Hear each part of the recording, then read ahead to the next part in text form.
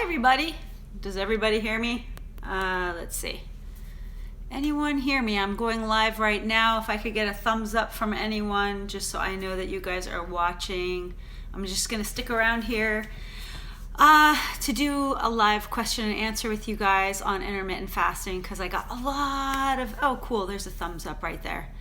I also need to see about comments here. If you forgive me guys, because let's see, super chat, all live messages. All right, good. I'm seeing some thumbs up. Thanks, guys. Yeah, so I decided to do a live question and answer on intermittent fasting because I didn't expect to get so many responses to my last video on it. Hi, Syed. Nice to see you.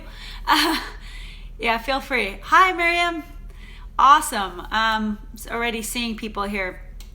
So just to kind of do a refresher for people that didn't see my video before on what is intermittent fasting. It's basically the concept that you fast from your last meal of the day to the first meal of the day the next day and try to extend that window as much as possible for maximum health benefits. And I emphasize health benefits because it's not just about weight loss. So some people do this strictly for weight loss, but the benefits are too great to ignore and to limit to weight loss. Benefits like increased clarity, increased energy, skin clearing, like I haven't broken out in months. This is awesome.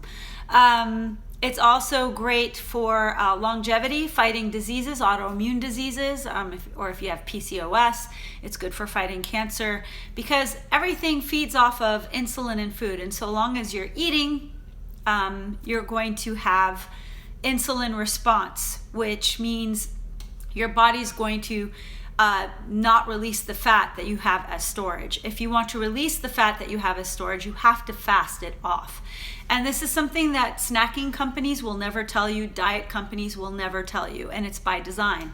And it's something even celebrities won't tell you. I mean, a lot of celebrities, if you listen to them, they fast, and that's how they stay slim. I'm thinking of people like Elizabeth Hurley, who admits that she goes to bed starving.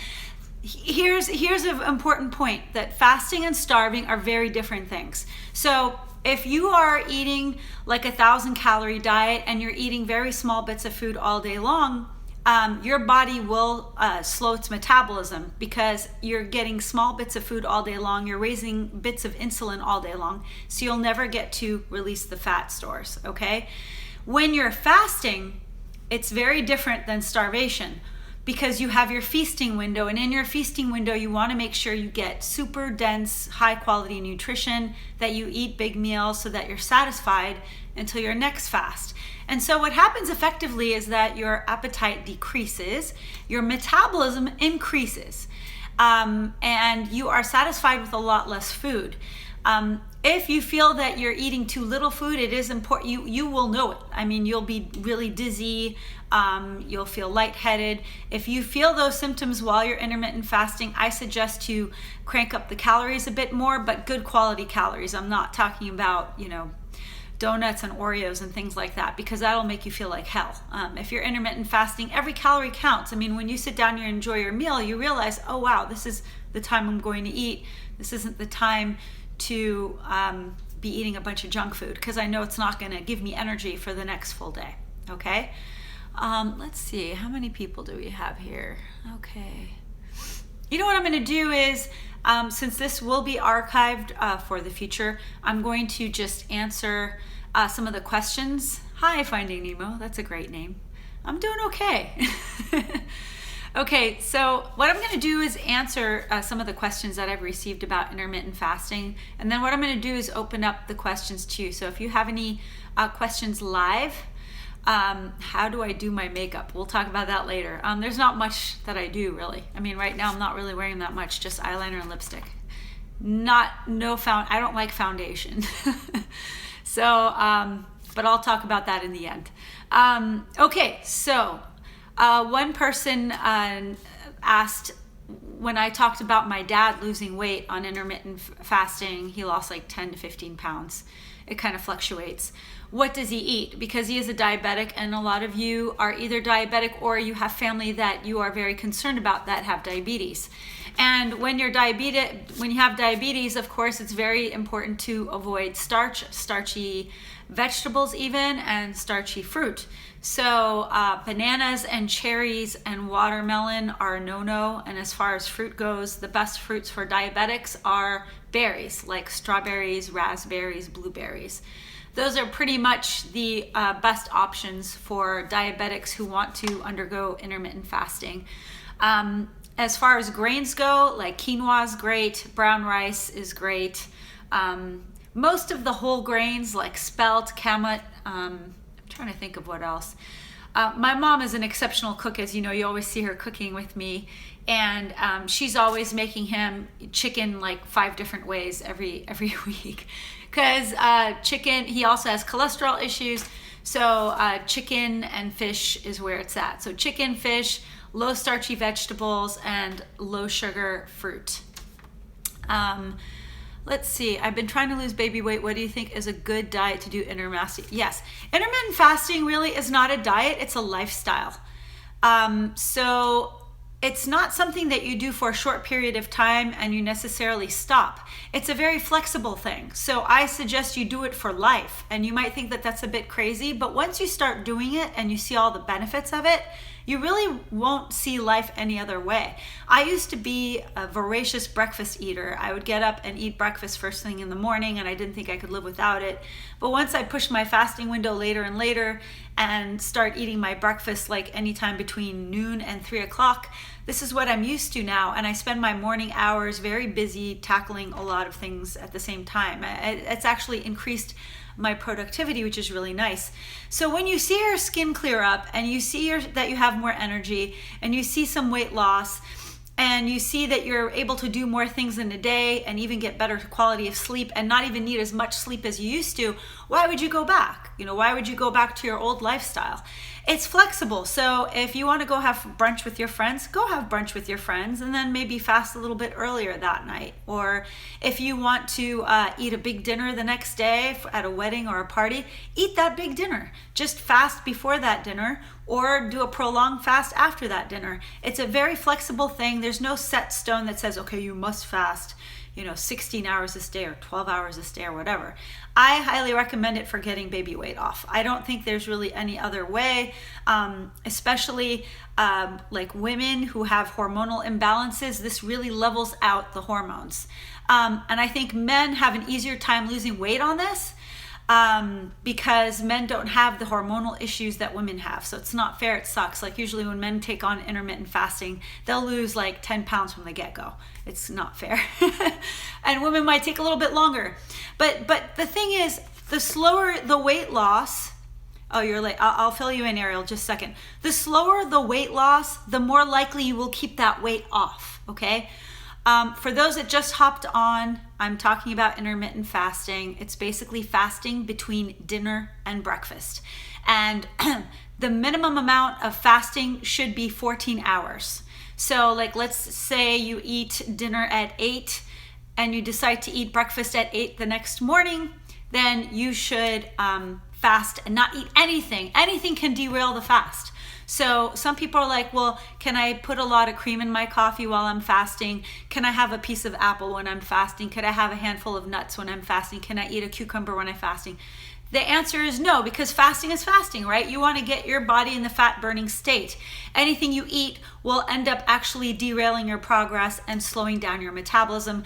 Please drink water. Yes, water is super important. I've got a great tool for intermittent fasters is mineral water, sparkling mineral water. It fills you up. This stuff fills you up. It's awesome because the bubbles fills up your stomach, and it's awesome. And it has minerals like magnesium and other minerals that you might be missing when you're fasting. Yes, this way of fasting does remove the stomach area fat. It doesn't matter if it's been around 17 years or 20 years. Fatima, if you have no, it's not like club soda. I'll tell you in a second. If you have fat in the stomach area, It will decrease when you're intermittent fasting, but you have to give it time. It's not going to happen overnight, and it might not even happen in 2 weeks. To be honest, for me to lose that last bit of weight after I had my babies, it took 2 months. 2 months of intermittent fasting to see a change. What happens is sometimes you might even retain water in the beginning.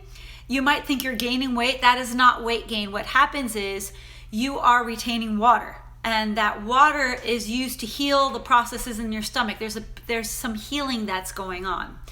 Now, the question that I just saw, it just disappeared, is how many meals do I eat in my fasting period? Generally, I eat 2 meals. Usually I'll start with, like, if I'm rushing, I'll start with my smoothie. If you haven't already, check my smoothie video that I just put up like a week ago. It's my green smoothie.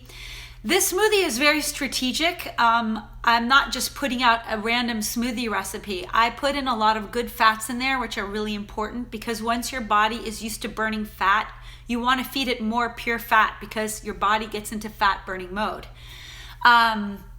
So the smoothie has about like 400 calories, and then I'll maybe eat a meal that has like maybe 600 calories. I might eat a snack for another 100 or 200 calories. So in general, I mean, it varies from day to day because sometimes I teach 2 fitness classes in a day. On those days, I'll eat more, like maybe 1,600 calories. And on days I don't exercise, I might scale it back to like 1,200 calories. So what intermittent fasting forces you to do is it forces you to listen to your body. Sure, no problem, Rahan. It forces you to listen to your body. So you will know once you keep fasting, when your body is hungry, when it's full, you will be listening to those cues. Do not eat if you're not hungry, okay? If you are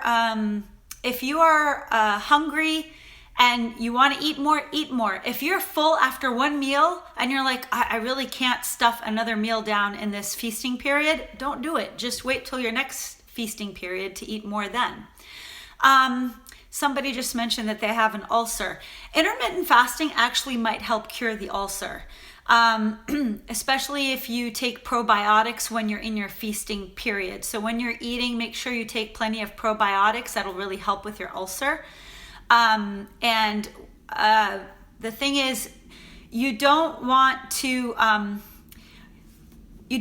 treat fasting as just a weight loss tool. I said it's also a healing tool. So if you have anything that's ailing you, whether it's an ulcer, whether it's PCOS, whether it's an autoimmune disease, fasting will help you, because what happens is when you deplete the body of food, your body works on healing. I said in my last video, when we're sick, we don't feel like eating, right? There's a reason why we don't feel like eating when we're sick. It's because the body needs to heal. So if you have something in you that needs to heal, you need to take a break from food for a while so that your body can use its resources and energy to heal what you've got. So I think whatever is ailing you, fasting will help you heal, okay? As far as, I usually eat twice a day, maybe once a day if I eat a super big meal. Like sometimes I'll go to brunch with family, like if I'm on a weekend brunch with my family and everyone's eating and we're eating a lot of food, I might not get hungry for the rest of the day. And if I pass my fasting window, I'm like, okay, well, I'm gonna just eat tomorrow and I'll just make up for it tomorrow and drink lots of mineral water and coffee and tea and all that good stuff. The point is you wanna be well nourished. You want to eat those fats. So again, go see my smoothie video if you haven't seen it yet. It has strategic ingredients in there to keep you full for a very long time while giving you maximum energy, because that's what you need when you are fasting. If you don't have everything in that smoothie recipe in your house or your pantry, that's okay. Work with what you've got. You could do substitutions of different fruit or whatever to keep you satiated. So yeah, I talked about, somebody said, is weight gain normal? Yes, weight gain, it might be normal in the beginning. Don't be alarmed. That's not really weight gain, because you really can't gain, like if you gain 5 pounds in a week, that's like 15,000 calories in a week. Chances are you didn't eat extra 15,000 calories. Chances are that's mainly water weight. Your body holds on to water when it has inflammation and it's healing what's inside of it. So if that's inflammation talking, when you're all bloated. So after the inflammation heals, the body will let go of that water, and you might see a rapid drop in weight after like a few weeks. You might get on the scale and be like, holy cow, I just like lost 5 pounds overnight. What the hell is this? It's not that you lost 5 pounds. Your body let go of that water after it was healing what was going on inside of it. Okay, so don't be alarmed if in the beginning you're not losing weight fast enough. Let's see. As far as some people are worried when they break their fasting window and it's time to feast that they're going to binge, okay? And that's something that you need to guard yourself from. And the way you can combat the need to binge is to, again, drink lots of water. Start your day with a very nutritious smoothie, like the green smoothie I told you about, or a huge salad. That's a great way to curb any binges. So if you start your fasting window with like a huge salad, like today, for example, I taught 2 fitness classes. I didn't get to eat till 3, okay? So I didn't eat till 3. So I made a salad. I had, let's see, my salad had lentils, avocados, sweet potatoes, tomatoes, lots and lots of lettuce. I made a tahini dressing, and it kept me full for hours. And then I didn't get really hungry again till about like 6:30. So then I made like a big bowl of yogurt with some nectarines. And then on the side, I had this low carb brownie that I make, which I am going to share the recipe with you guys, because I know that some of you do have a sweet tooth. You don't want to give up your sweets. So I'm aware of that. So I do have a really great brownie recipe that I'm going to share that's really helped me, because when I have a sweet tooth and I want to eat it, I'm like, great, I'll eat my brownie, and I'm fine with that. So I talked about BCAAs. So I don't know how many of you do heavy lifting or heavy workouts. So what I do is I take BCAAs. Those are called branch chain amino acids. Those are free-form amino acids, basically the building blocks of protein. And what they do is they get immediately absorbed by your bloodstream. They're not synthesized in the liver or anything. They get, okay, I have a sweet tooth, so any Arabic sweets that aren't too calorie dense. Yeah, that's harder to do, Arabic sweets, because Arabs like to eat a lot of sweetie, butter sweet type of stuff, but I'll keep that in mind. So here's a brand of BCAAs I use. It's called Truth, and it's a vegan kind. The reason why I use this kind is because it's made from plants. It's not regular BCAAs have weird stuff in it, okay? Like I've read that some regular BCAAs use like hair or duck feathers. That's really weird. I don't want that in my body. But vegan BCAAs, it's made from plants. And what BCAAs do is they prevent fatigue. So if you like to exercise and you are fasted and you really want that kind of extra energy to get you through the workout and retain your muscle mass and not lose it, then I suggest BCAAs, because these help me a lot, especially in the beginning phase. Now that I've been fasting for a while, I don't really need them as much, but I do like to take them if I'm dragging, or especially after workout. Like let's say if I finish a workout and I know I'm not going to be able to eat for another 2 hours, I will drink this just to make sure that I don't lose any muscle mass, and it gives me energy after the workout. In terms of how much water I drink a day, I drink probably 10 glasses of water. And yes, Mayra, you can drink BCAAs during fasting. This is probably the only thing that you can drink that has a fruity flavor during fasting. The important thing is it has 5 calories. That's why it won't break your fasting window, and it's made with stevia. There are some BCAAs that have aspartame, acesulfame, potassium in there.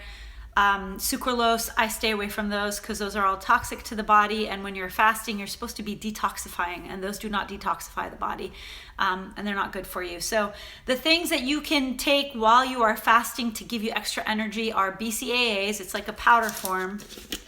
So let me it's kind of like a Kool-Aid. I mean, it actually satisfies my sweet tooth. So I'll put this in a big water bottle. It's just a powder with some ice. I'll shake it, and I'll drink it all morning. I'll also have my coffee, and the coffee that I have is sweetened with stevia. I might put a tiny splash of cream, like really tiny splash of cream, not very much, because again, especially milk or cream, if you put too much, that's too many calories, takes you out of your fasting window, and then it'll lower your metabolism. You don't want to lower your metabolism, okay? Did I Are there any other questions before I wrap this up? I just wanted to do this extra video just because I got so many questions from before. So I'm going through this. What's your pre-workout routine? Do you mean like food-wise or pre-workout? I usually just run a bunch of errands and drink a lot of water and drink some coffee before my pre-workout routine.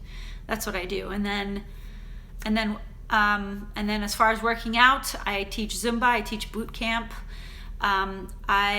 What about if you take medication in the morning? I suggest if you take medications, to take them with your meals if that's possible. I'm not a doctor, and I'm not sure what your doctor says about your medications as far as when to take them. But if I were to take medications, sometimes if I need an Advil, because sometimes I get a headache for whatever reason, but I haven't had one since I've been fasting, so knock on wood, it's been all good. I would just wait until my feasting window and just take it with my food. And that's all how I would just kind of push everything up, just whatever you do on a standard day, just push it up to correspond with your eating window. Okay, anything else? Any other questions, guys? Okay. How long have you been fasting, and have you considered or looked into veganism and whether it's worth it? Okay. How long have I been fasting? Well, it's funny you should ask about this question. I used to pretty much fast in my 20s, all of my 20s. And I didn't even realize it. That's something that I just did. I never ate dinner. I waited to eat breakfast the next day, and then I cut off food after 5 p.m. And I stayed really slender, and I did quite a bit of modeling. And then in my 30s, after I had my children, somebody planted the idea in my head that I'm going to slow down my metabolism if I don't eat. And so I started eating more. And so I said, well, this isn't working for me. And so as far as taking fasting back up again, I've only been doing it maybe about 4 months or something like that. Yeah, something like that.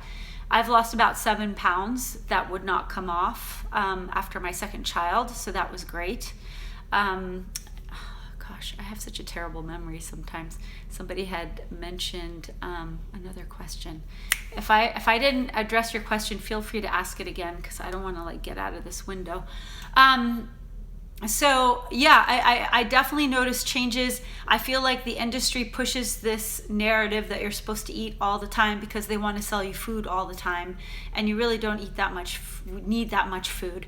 One lesson that this taught me is that the body really does not need that much food. That's why so many religions practice fasting. They've been practicing fasting for thousands of years. Nothing bad has happened to people that have been fasting. Billions of people do it around the world, and they do it for lots of different reasons, and it's very healing and it's very detoxifying.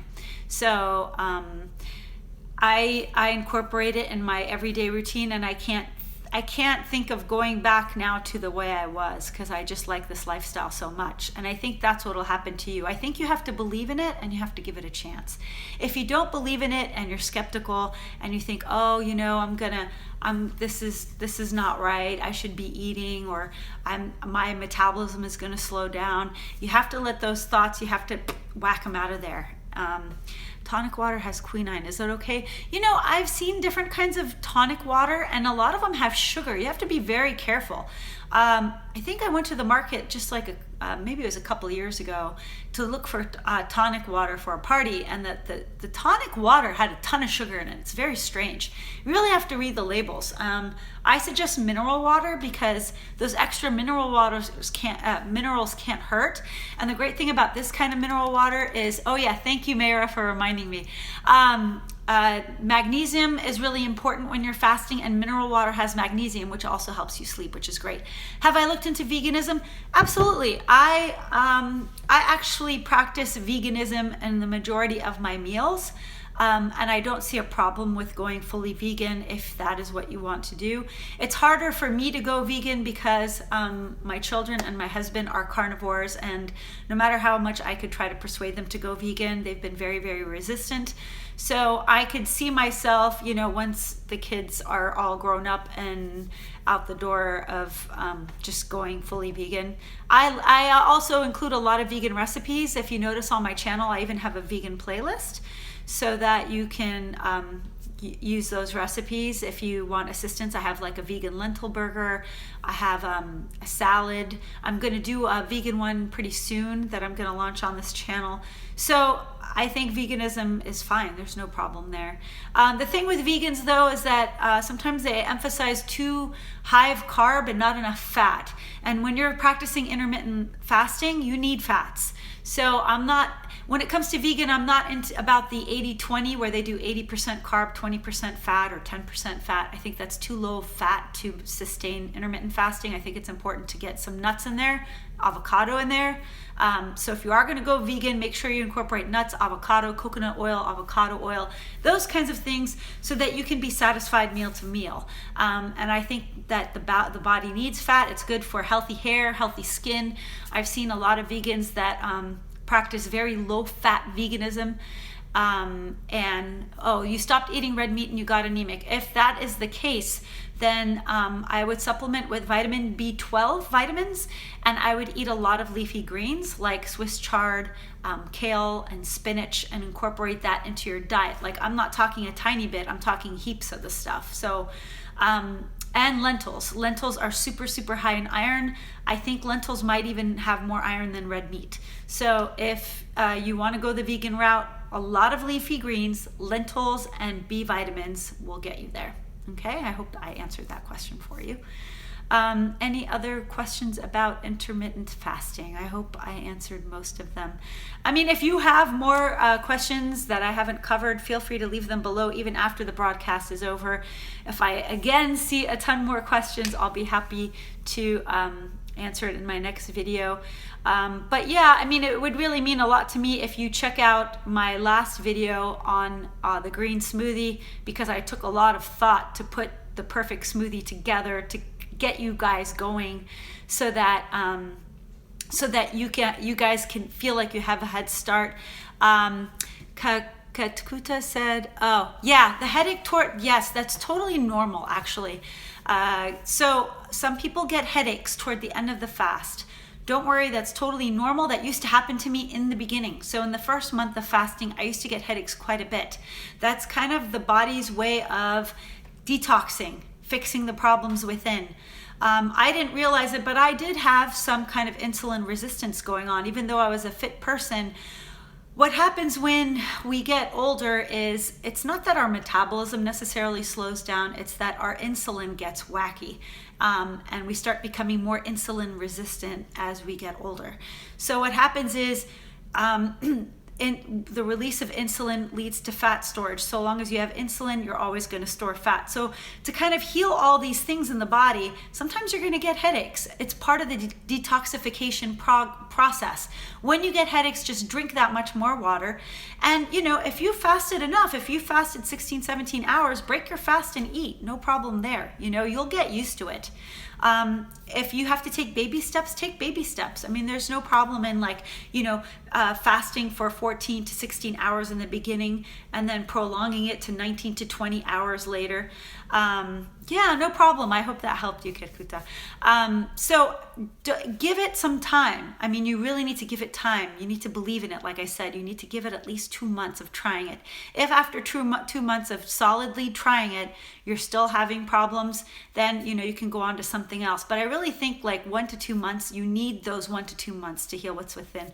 And back to what I was talking about, insulin resistance, I realized that like I had something going on, because after I would eat my big meal of the day, before I started fasting, I would get really sleepy and I'd want to take a nap, and there was no time for a nap, but I just really needed one. Since I've been fasting, I don't need naps anymore. My quality of sleep is better. I actually wake up even earlier than I used to, 5:30 in the morning, and I still have crazy energy throughout the day. And people always ask me, how do you have the energy to do all that stuff? I say fasting. Fasting actually gives you more energy than feasting. Because if you think about it, like after Thanksgiving dinner, most people, you're welcome, Basil. Hi, nice to see you. If you think about it, after Thanksgiving dinner, what does the family do? Everyone passes out. They're like laying on the couch, they're like, right? Like eating doesn't necessarily give you energy. But when they use the term like hungry for success, hungry for success, they don't say full for success. They mean hungry for success. That means you're amped. You've got energy. You're ready to go. You want to go seize the world, right? You can't do that when you're like, you got a whole burger in your stomach sitting there, how are you going to seize the world? You know, that I think society's kind of twisted the idea of nutrition. I love it. Okay, Judy says, everyone needs a hug. It's fat-free, sugar-free. Yes, Judy. I love Judy. She's my aunt, and I love her to death. She's the cutest lady around. And she always speaks common sense. Yeah. Everyone needs a hug. If you're having a bad day, yes, go to other sources of comfort other than food. Go hug somebody that you love. And it is fat-free, it's sugar-free, it's calorie-free, and what a great way to end this. So if you guys don't, I'm like 30 minutes in, or dark chocolate, yes. You know what, Basil, actually, you made me think of something really important that I'm gonna talk about right now. I don't know if you guys have realized, but right now they're labeling GMO foods on the shelves, and I've always known that we've been surrounded by genetically modified ingredients, but because of Vermont, shout out to Vermont, they passed a law that these companies have to label when they put genetic engineering in their products. And I was freaking out the other day because I was in Target with my sister, and I was looking at the candy bar wrappers, just kind of inspecting them. You know, my sister's used to me, my insanity. I'm always inspecting labels. You know, I don't buy anything without inspecting label. And everything says, you know, made with genetic engineering. Snickers, genetically modified. Brownie mix, genetically modified.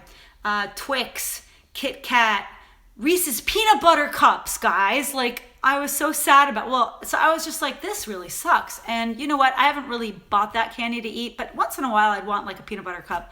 So what I do is I get my own good quality dark chocolate that's usually fair trade and organic, like Green and Blacks or something like that.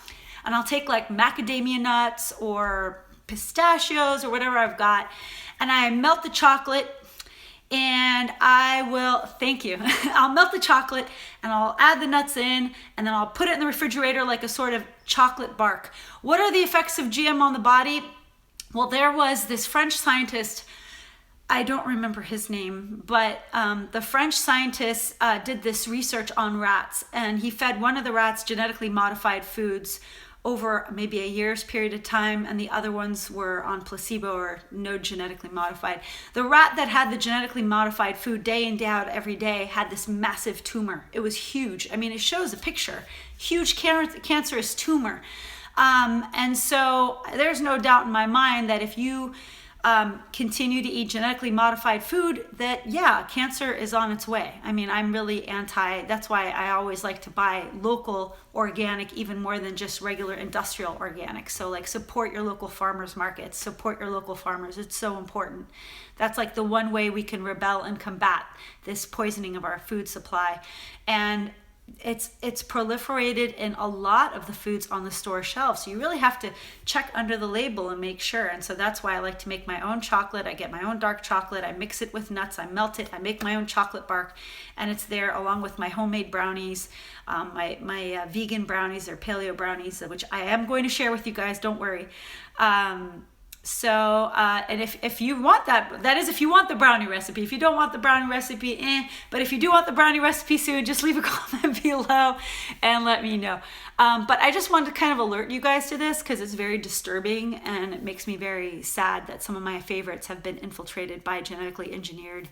And if you look at genetically engineered molecules under a microscope, it looks so weird. It doesn't even look like food. It looks like some alien substance. I mean, it's not an organic living anything you want in your body. You know, it probably looks more like plastic or something like that. You don't want that in your body, tearing away at your insides, causing cancer or any other ailment. So yeah, just eat clean. Eat clean the Middle Eastern way. I mean, this is the way my Cedo used to eat. My grandfather.